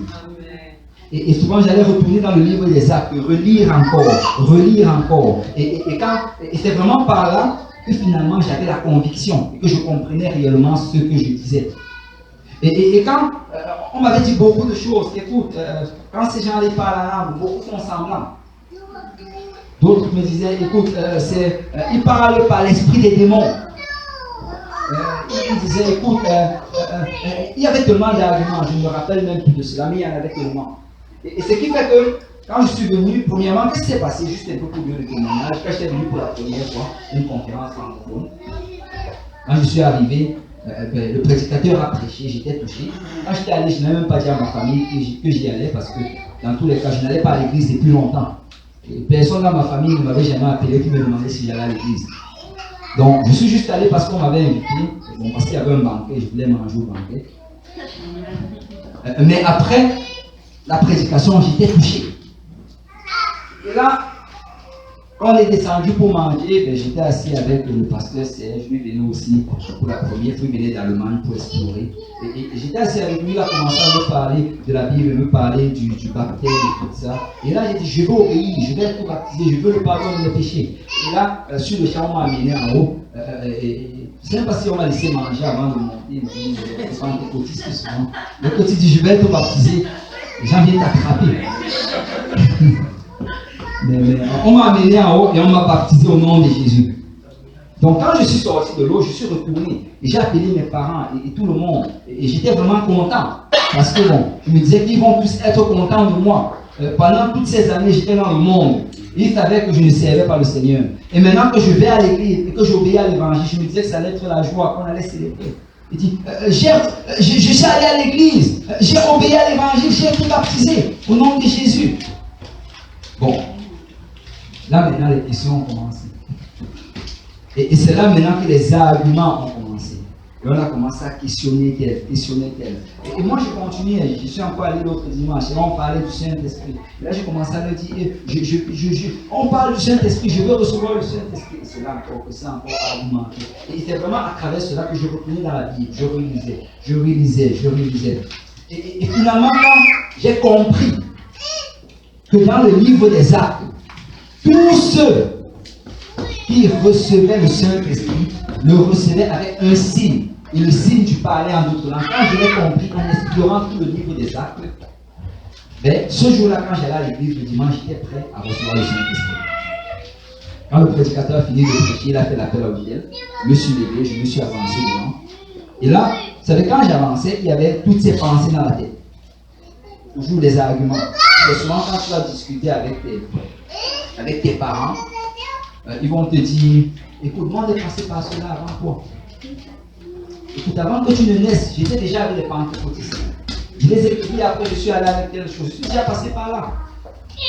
Donc ce qui fait que tu vas souvent considérer cela, et ça va souvent être un peu un fardeau pour toi. Et donc il y avait beaucoup de choses qui passaient dans ma tête. Est-ce que c'est réel? Est-ce que c'est réel? Est-ce que c'est cela? Est-ce que c'est encore pour aujourd'hui? Mais tu sais, quand je me suis avancé ce jour-là, je crois vraiment que c'est venu du Seigneur. Et j'ai vraiment ressenti ceci. Le Seigneur m'a dit, écoute, dans la Bible, dans le livre des Actes, je l'ai donné à toutes ces personnes. Et j'ai dit dans ma parole que je ne fais point exception de personne. Donc si je leur ai donné, je peux également te donner. Et je vais dire à quelqu'un ce soir que Dieu, s'il a donné ça à ton frère ou à ta soeur, il veut également te le donner. Parce qu'il ne considère pas ton frère plus que toi. Et il n'y a personne qui est plus grand que tel autre devant le Seigneur. Nous sommes tous égaux à ses yeux. Amen. Nous sommes tous égaux à ses yeux. Le Saint-Esprit, c'est pour tout le monde. Donc là, quand je me suis avancé, je dis, Seigneur, ok, aujourd'hui, je ne vais pas faire semblant. Comme on dit que les gens font semblant, c'est leur problème. Je ne fais pas semblant. Je vais juste venir. Je vais suivre les instructions selon ta parole. Et si tu me remplis, alléluia. Si tu ne me remplis pas, alléluia. Mais ils peuvent faire ce qu'ils veulent. Moi, je ne fais pas semblant. Je suis venu, on m'a dit, ok, ferme les yeux, lève les mains. J'ai fermé les yeux, j'ai levé les mains. On a commencé à prier pour moi. Et pour moi, en fait, en toute honnêteté, ça a duré. Je ne sais pas combien de temps ils ont prié pour moi, mais ça a vraiment duré. Il y avait d'abord beaucoup de personnes qui priaient pour moi. Pendant beaucoup de temps, ils ont prié, alléluia, alléluia, alléluia, alléluia. Et après avoir prié un certain bout de temps, je crois que certaines personnes se sont découragées, sont parties. C'est souvent, ils vont faire, ils prient, après, bon, comme si ils vont prier pour vous savez ça, l'attitude là n'est pas bonne. Parce que c'est comme si tu es en train de chercher la gloire. Même si tu veux qu'à la fin de la journée, tu aies un record, que j'ai touché le plus de personnes qui ont reçu le Saint-Esprit aujourd'hui. Je n'ai pas fait la bonne attitude. Mais les gens se sont séparés. Et là, finalement, je crois qu'il restait seulement un ou deux frères qui ont continué à prier. Alléluia, alléluia. Mais tu sais quoi, alors que je priais, et que beaucoup de choses me passaient dans la tête, mais chacune de ces choses qui me passaient, je comparais cela avec ce que j'avais lu dans la parole. Et je me disais, écoute, par rapport au fait, par exemple, vous savez, parce que toutes les critiques qu'on nous lance, très souvent après ça revient quand on se présente devant le Seigneur. Et le diable veut utiliser cela pour nous empêcher de recevoir nos bénédictions. Et souvent ça prend d'effacer cela avec la parole de Dieu. C'est pourquoi c'est important de connaître la parole de Dieu. C'est par rapport à l'affaire que bon, c'est un esprit de démon. Le Seigneur m'a dit, écoute, celui qui est en toi est plus fort que celui qui est dans le monde. Donc Dieu est plus fort que n'importe quel démon. Tu ne peux pas appeler Jésus que c'est un démon qui se pointe en toi. Si tu pries au nom de Jésus, si un esprit vient, c'est l'esprit de Jésus. Parce qu'un démon n'est pas plus fort que Jésus. Donc il y a beaucoup de choses qui passaient, mais les uns après les autres, c'était en train de s'éliminer. Et bon, les autres qui étaient autour du monde ne comprenaient pas. Mais je rends grâce à Dieu, il y a deux ou un frère qui sont restés, ils ont continué. Alléluia, alléluia. Et en fin de compte, finalement, j'ai commencé à parler en d'autres langues. Et je vous assure que je me rappelle encore de ça comme si c'était hier. Mais c'était vraiment extraordinaire. Tu sais, je ne sais pas comment vous le décrire, mais c'était vraiment comme si je me retrouvais. C'était vraiment dans un endroit vide. C'est comme si j'étais au milieu d'une galaxie quelque part. Parce que c'était le vide complet. Je ne me souvenais même plus de tout ce qui était autour de moi. J'étais vraiment juste connecté au Seigneur. Et c'était juste le vide, en fait, je vais vous dire cela. Et je ressentais une connexion. J'ai commencé à parler en d'autres langues, des mots que je n'avais jamais dit dans le passé. Et je ne comprenais pas ce que je disais. Mais je me rappelais de la parole de Dieu que celui qui parle la langue ne comprend pas ce qu'il dit. Et je laissais cela sortir. Et je laissais sortir. Et vous savez, quand c'est arrivé, j'ai tellement pleuré ce jour-là. Je crois qu'il y a certaines personnes à l'église, je parlais dessus une fois, il y a certaines qui se rappellent encore, des mamans qui étaient là avec lui. Mais après même qu'ils aient prié pour moi et qu'ils sont partis, je suis juste resté à l'hôtel, j'ai pleuré. Et j'ai pleuré pendant longtemps. Et la raison réellement pourquoi je pleurais, c'est parce que j'ai réalisé que j'ai failli passer si proche d'un si grand salut. J'ai failli manquer une si grande bénédiction juste à cause de toutes les critiques que j'avais entendues dans le passé. Et nous devons vraiment réaliser cela. Beaucoup vont venir avec beaucoup de choses qui ont été mises dans leur tête. Mais quand nous nous approchons, nous devons prier avec foi et avec persévérance. Amen. Prie avec foi et avec persévérance. Crois que le Seigneur va le remplir. Crois que le Seigneur va le délivrer de toutes ces mauvaises doctrines qui ont été mises dans sa tête. Il faut le croire. Amen. Donc c'est important de prier pour cette personne-là. Et regardez ceci. 5e point. Après avoir prié pour la personne, bientôt je vais conclure. Après avoir prié pour la personne, que la personne ait reçu le Saint-Esprit ou bien qu'il n'ait pas reçu. En passant, quand tu vas prier pour la personne, s'il commence à parler en d'autres langues, c'est important que tu lui dises que oui, c'est ça de parler en d'autres langues. Si tu vois sa langue balbutier, parce que la Bible, le signe vraiment, c'est la langue qui balbutie. Un son qui ne comprend pas, un son baba. Certains, ça va être des sons un peu plus compliqués, d'autres, ça va juste être comme baba, je sais pas, n'importe quoi. Mais si tu vois sa langue balbutier, et un son sorti, tu commences à pointer. C'est ça le Saint-Esprit. Oui, c'est ça, c'est le Saint-Esprit, c'est réel. Et tu commences à glorifier le Seigneur. Et tu l'encourages en fait à se laisser aller dans le Seigneur. Et donc, s'il le reçoit, après cela, reste avec la personne. Demande à la personne, ok, mon frère, est-ce que tu as déjà été baptisé au nom de Jésus pour le pardon de tes péchés? Et si la personne dit non, tu lui dis, écoute, tu dois être baptisé au nom de Jésus. Parce qu'il faut naître d'eau et d'esprit. Et là, tu lui expliques c'est quoi le baptême au nom de Jésus. Il faut porter le nom de Jésus. C'est pas là mon épouse, en fait. Bon, elle me disait qu'il y a certaines personnes qui vont poser la question.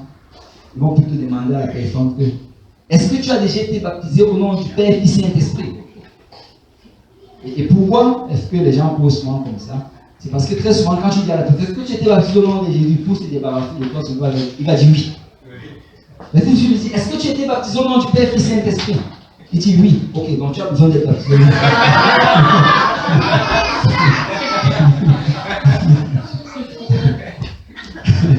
Donc, il faut que la personne comprenne la différence. Amen.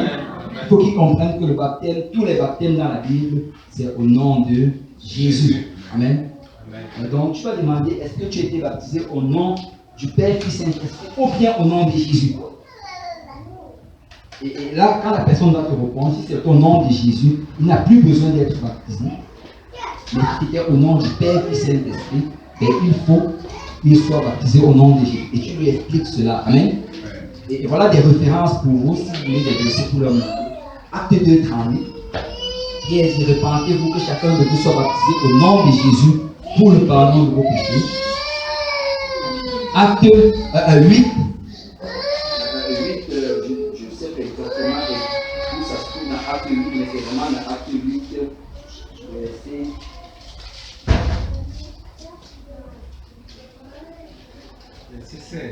verset 16. Acte 8, verset 16. Tu es sûr?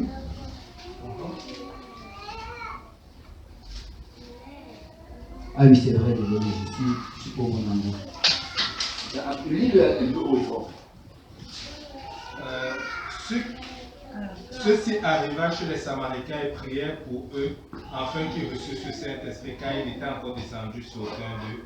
Ils avaient seulement été baptisés au nom du Seigneur Jésus. La Bible dit ici que le disciple Philippe, alors que l'évangéliste Philippe, alors qu'il est descendu en Samarie, il a baptisé les gens au nom de Jésus. Mais après, il priait pour eux, il ne recevait pas le Saint-Esprit. Il a appelé les frères qui étaient à Jérusalem, que venez. Et Pierre et Jean vinrent pour prier pour eux, pour qu'ils reçoivent le Saint-Esprit, parce qu'ils avaient seulement été baptisés au nom de Jésus. Et ça, c'est vraiment une réponse pour ceux-là qui disent souvent que non, tu reçois le Saint-Esprit automatiquement quand tu es baptisé. C'est faux. Ces gens-là, ils avaient été baptisés au nom de Jésus, mais ils n'avaient pas reçu le Saint-Esprit. Il fallait qu'on voie l'évidence qu'elle parlait en d'autres langues. Et également, acte 10, comme j'ai dit tantôt, acte 10, 48, où on dit qu'après que Corneille ait reçu le Saint-Esprit, verset 48, et il ordonna qu'ils fussent baptisés au nom du Seigneur. Donc là, après qu'il ait reçu le Saint-Esprit, Pierre a insisté, soyez baptisés au nom du Seigneur.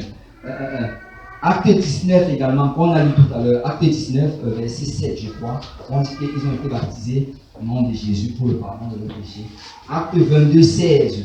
Et acte 22, 16, c'est Paul qui raconte son baptême. Il dit qu'après que Philippe ait prié pour lui, pour qu'il recouvre la vue. On dit que, pas Philippe, pardon, Ananias. Après que Ananias ait prié pour lui, pour qu'il recouvre la vue. Dans acte 22, 16, Paul dit, et il me dit, que tardes-tu? Lève-toi et sois lavé de tes péchés en invoquant le nom du Seigneur.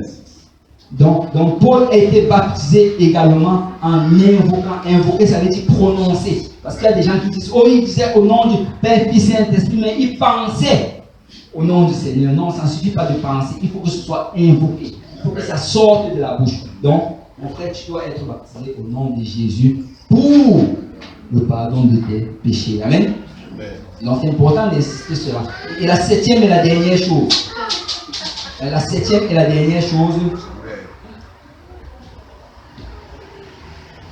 Il y a 4 raisons pourquoi quelqu'un ne recevrait pas le Saint-Esprit. Parce que souvent, tu vas prier pour quelqu'un pendant longtemps. Et après, la personne ne va pas recevoir. Il y a réellement uniquement 4 raisons que l'on sait en nos jours pourquoi quelqu'un ne recevrait pas le Saint-Esprit. Et bon, j'ai réussi à trouver un acronyme qui pourrait nous permettre de retenir cela. Oui, frère. Parce qu'avant, je voulais parler de baptême. Si quelqu'un veut se faire baptiser, comment on procède? Oui, c'est ça. En fait, demandez juste s'il veut. S'il veut, après vous l'amener à moi. Ben, comme ça, je vais nous parler, on va aller à ce moment. C'est ça. Parce que le fait peut-être, si toi tu le dis directement, ça peut peut-être le décourager. Le fait que tu ajoutes une autre personne avec ça, ça fait que peut-être il va avoir un peu plus de courage d'aller à ce moment. Donc, on va aller voir le pasteur. Et là, on va voir. C'est sûr qu'on va essayer de l'amener à ce moment. Mais si ce n'est pas possible, on va trouver un moyen, mais il faut qu'il soit baptisé au nom de Jésus. Ok. J'ai trouvé un acronyme pour les 4 raisons pourquoi quelqu'un n'a pas reçu le Saint-Esprit. C'est RIRA. R-I-R-A. Que tout le monde dise RIRA. Le premier R, c'est pour repentance. Que tout le monde dise repentance. Quelqu'un ne reçoit pas le Saint-Esprit peut-être parce que la repentance ne s'est pas bien produite. C'est une fois je priais pour quelqu'un à ce moment, je priais pour lui pour qu'il reçoive le Saint-Esprit. J'ai prié pour la personne pendant longtemps. Et après avoir prié pour lui, après je dis à la personne, ok, est-ce que tu veux être baptisé au nom de Jésus? Que peut-être c'est ça.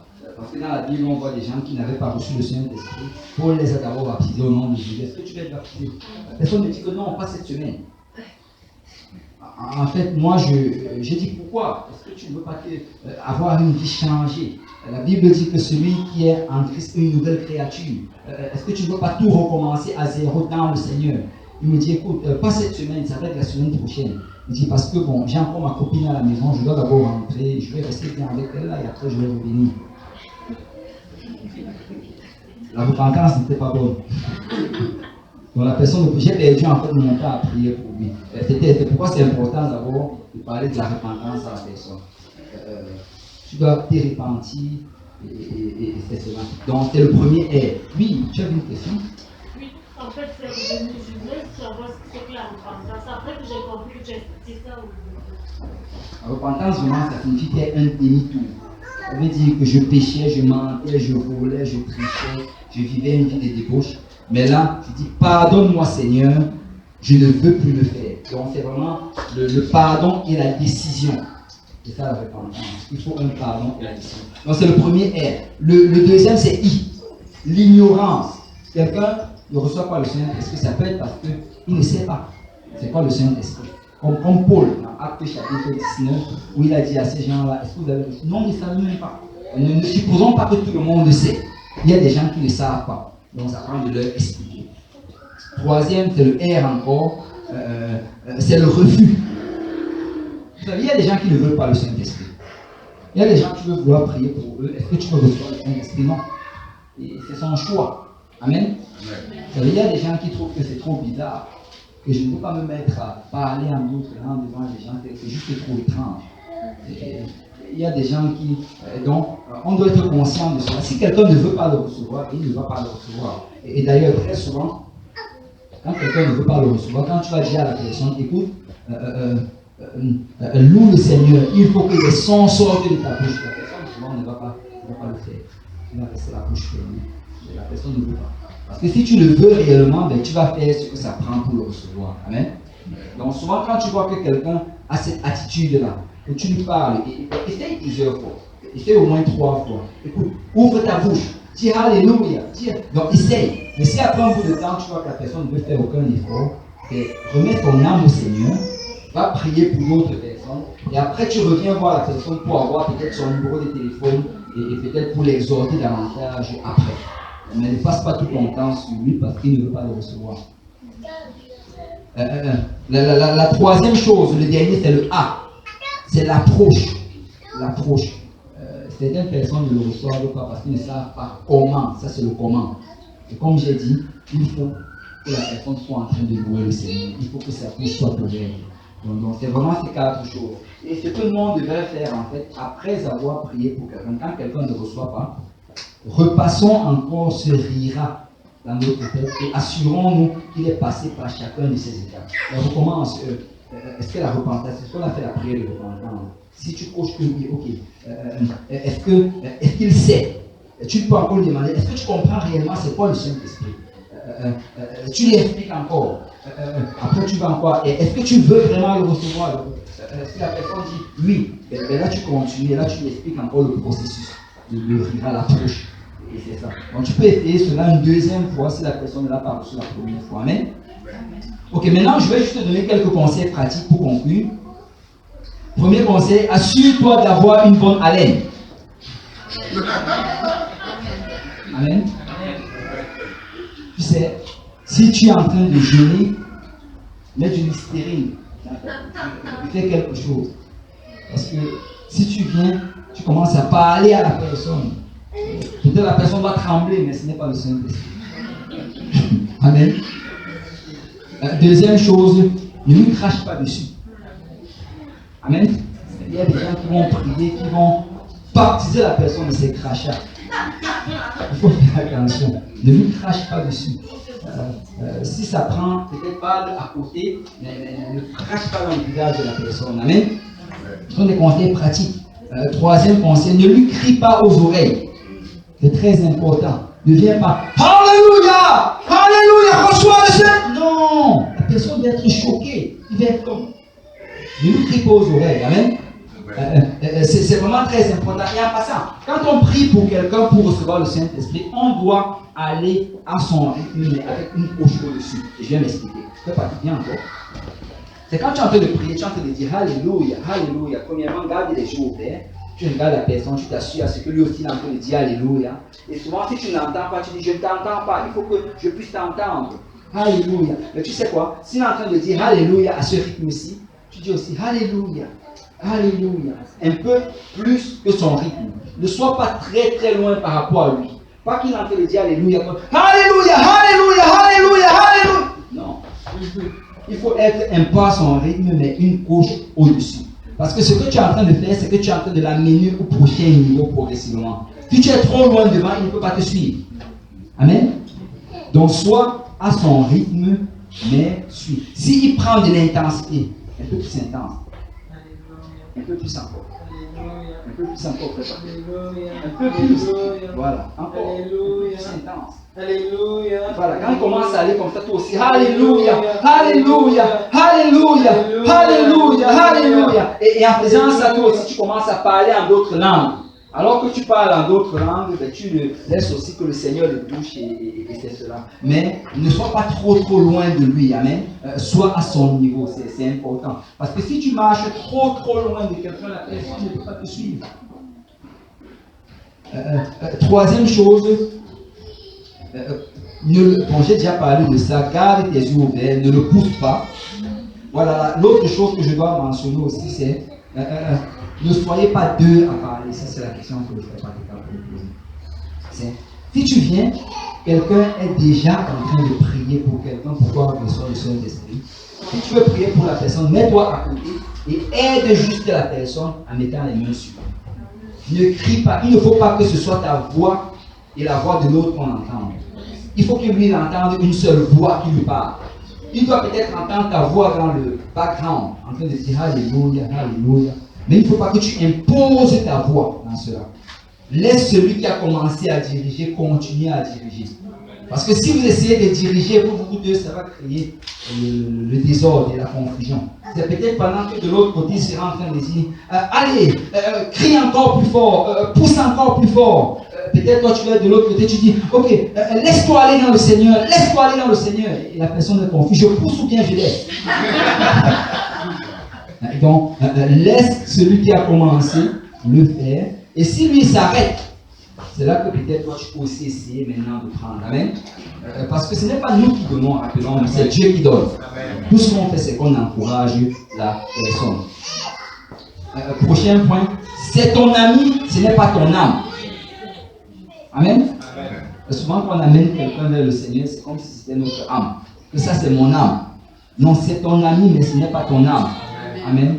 Donc, quand il vient, écoute, si quelqu'un d'autre est en train de prier devant avec lui, ne va pas directement t'imposer pour qu'on sache que c'est toi qui l'as amené. Que tu viens, tu commences. Non, mets-toi à côté. Tu l'as invité, ok. Aide, laisse celui qui a commencé à parler pour lui et accompagne juste parce qu'on travaille tous ensemble. Amen. Avant-dernier point, crois qu'il va recevoir parce qu'il faut que tu crois. Amen. Tu dois le croire. C'est important que tu crois. Vous savez, quand nous venons tôt pour prier. C'est important d'entrer dans ça avec la prière. Amen. Viens à 19h. Commence à prier jusqu'à 19h30. Parce qu'il faut que tu sois rempli de foi. Amen. Parce qu'il faut que tu crois. Et dernier point, il faut persévérer. Que tout le monde dise persévérer. Je vais finir avec ceci. C'est juste dans Luc chapitre 11, verset. Si on peut tous se lever. Luc chapitre 11. À partir du verset 1, on dit que Jésus priait un jour à un certain lieu, et lorsqu'il eut achevé, un de ses disciples lui dit, Seigneur, enseigne-nous à prier comme Jean l'a enseigné à ses disciples. Il leur dit, quand vous priez, dites, Père, que ton nom soit sanctifié, que ton règne vienne. Donne-nous chaque jour notre pain quotidien. Pardonne-nous nos péchés, car nous aussi nous pardonnons à quiconque nous offense. Et ne nous induis pas en tentation. Donc le Seigneur leur a appris ce qu'on appelle souvent la prière du Seigneur. Amen. Mais après leur avoir appris cette prière, là, il leur raconte une parabole. Et on doit comprendre, souvent on raconte cette parabole sans la connecter à la prière. Mais la parabole, c'est pour expliquer réellement comment prier. Ce n'est pas juste le faire comme ça, mais c'est le faire comme dans la parabole. Et regardez ce qu'il dit. Il leur dit encore, si l'un d'entre vous a un ami, et qu'il aille le trouver au milieu de la nuit pour lui dire, ami, prête-moi 3 pains. Car un de mes amis est arrivé de voyage chez moi et je n'ai rien à lui offrir. Et si de l'intérieur de sa maison, cet ami nous répond, ne m'importune pas, la porte est déjà fermée, mes enfants et moi sommes au lit, je ne puis me lever pour te donner des pains. Je vous le dis, même s'il ne se levait pas pour les lui donner, parce que c'est son ami, il se leverait à cause de son importunité. et lui donnera tout ce dont il a besoin. Et moi je vous dis, demandez et l'on vous donnera. Cherchez et vous trouverez. Frappez et l'on vous ouvrira. Car quiconque demande reçoit, celui qui cherche trouve, et l'on ouvre à celui qui frappe. Et il a raconté cette parabole sur celui qui a importuné son ami pour montrer qu'une prière efficace, c'est une prière dans laquelle on importune. Amen. Et je crois qu'on en a déjà parlé. Mais regardez ceci. Les 3 prochains versets, Jésus connecte cela avec le Saint-Esprit. Regardez bien, verset 11. Quel est parmi vous le Père qui donnera une pierre à son fils s'il lui demande du pain? Ou s'il demande un poisson, lui donnera-t-il un serpent au lieu d'un poisson? Ou s'il demande un bœuf, un œuf, lui donnera-t-il un scorpion? Si donc méchant comme vous l'êtes, vous savez donner de bonnes choses à vos enfants, à combien plus forte raison le Père Céleste donnera-t-il le Saint-Esprit à ceux qui le lui demandent? Et qu'est-ce que le Seigneur est en train de dire ici? Que si nous demandons avec importunité, si nous importunons le Seigneur en lui demandant le Saint-Esprit, il ne va pas nous donner un scorpion, il ne va pas nous donner du pain ou bien je ne sais pas quoi d'autre, mais il va nous donner le Saint-Esprit. Amen. Et je dis cela juste pour ceux-là qui sont souvent critiques par rapport à ceux-là qui prient pendant longtemps pour les gens pour qu'ils reçoivent le Saint-Esprit. Vous savez, l'enseignement que le Seigneur est en train de donner ici, c'est que même pour le Saint-Esprit, tu dois importuner le Seigneur. Tu peux prendre le temps à prier pour la personne. Il y a des gens qui ont prié, qui ont reçu le Saint-Esprit en 2 minutes. Il y a d'autres que ça a pris 10 minutes pour le recevoir. Mais tu sais pas, si le Seigneur t'inspire, et si la personne est toujours volontaire à prier, continue à prier pour la personne. Continue à prier. Peut-être que cette personne est comme moi et qu'il y a beaucoup de choses dans sa tête qui devaient être éliminées. Tant que la personne ne veut pas s'arrêter, prie pour lui. Amen. Prie pour lui. Parce que ça prend de persévérer. Amen. Nous n'abandonnons pas très facilement. Persévérons dans les choses de Dieu. Parce que si tu demandes au Seigneur, si tu demandes, si tu frappes, si tu cherches, si tu frappes, le Seigneur, ultimement, il va te le donner. Amen. Gloire à vous.